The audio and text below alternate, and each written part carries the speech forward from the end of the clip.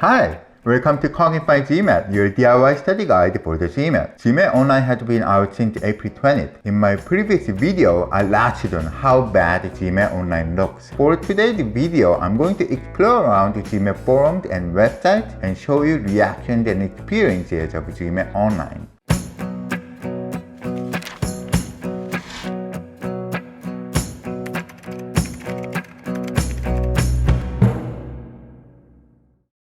In Reddit, there's a subreddit called GMAT. Scrolling through the forum, I could find several texting experiences of GMAT Online. This post was written on April 30th, Thursday. Got my GMAT Online scores back today, 3 days after I took it, Monday. So it is confirmed that you can preview your score after the exam and you have to wait for several days until you get it.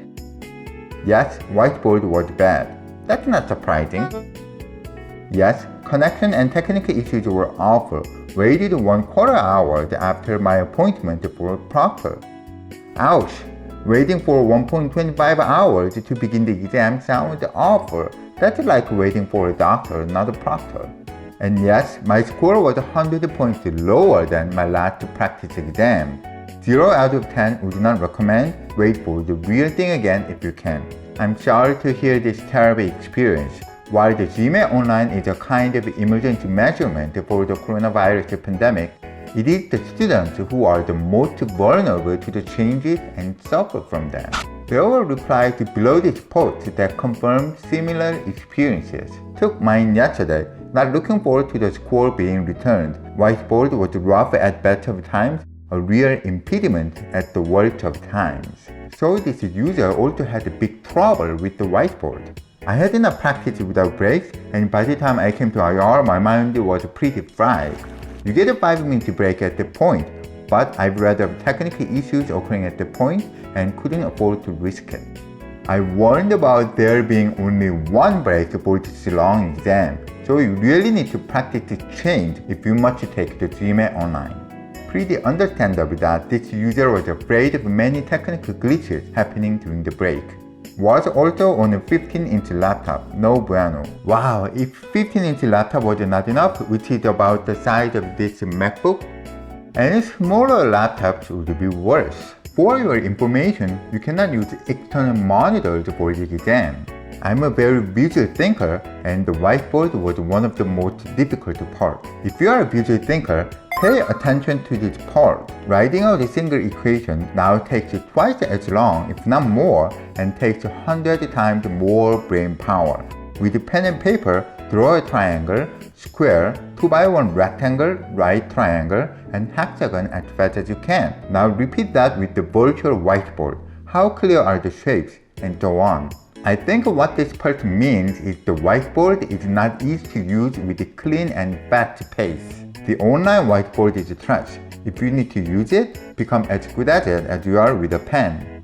So the advice here is become familiar with the online whiteboard if you must take the exam. Maybe you should use a Paint or Photoshop app to practice using the online whiteboard. Or there is an open source whiteboard you can use. I put the links in the description below. It's definitely challenging to draw and write equations using a mouse. Now is the time to switch to studying with the whiteboard if you have to take the GMAT Online. But not all GMAT Online test takers had bad results. Here is another comment that did pretty well on the GMAT Online with a total score of 700.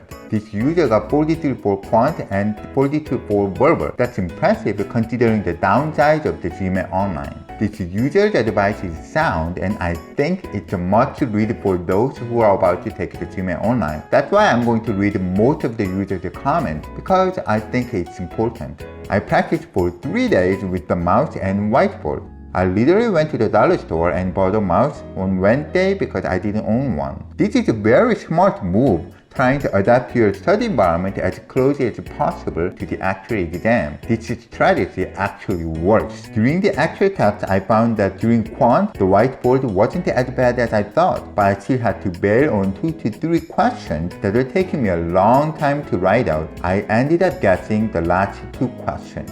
Guessing the last several questions is a quite common practice among GMAT test takers. It's not something only particular to the GMAT Online.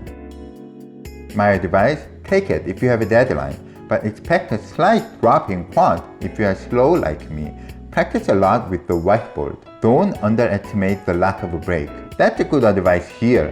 Practicing a lot with the whiteboard will put you ahead of the game if you are going to take the GMAT Online. Verbal was very difficult because I was struggling to focus the whole time and had to rock a major piece. Oh, that's TMI. Anyways, moving on.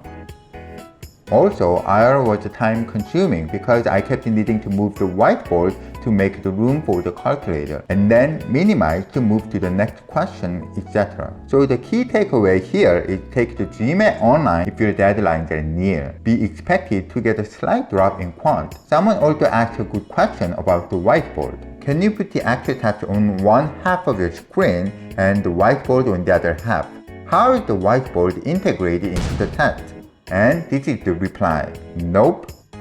The test takes the entire screen and you can't minimize it. The whiteboard works like the calculator on the reasoning part of the practice exam. You click it and use it, but have to close it to view the test fully. So you cannot view the whole question and whiteboard at the same time. Get ready to get annoyed.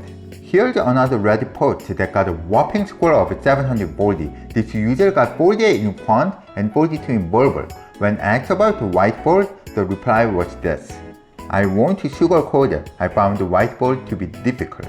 To compensate, I changed the way I approach the question. Instead of jotting down lots of notes, I tried to spend 30 seconds to find the most efficient way of solving the problem and then tackling the problem. Wow, I'm very impressed with this strategy. Thinking about the most efficient way of solving the problem for 30 seconds is the way to go since you can maximize the reasoning skill.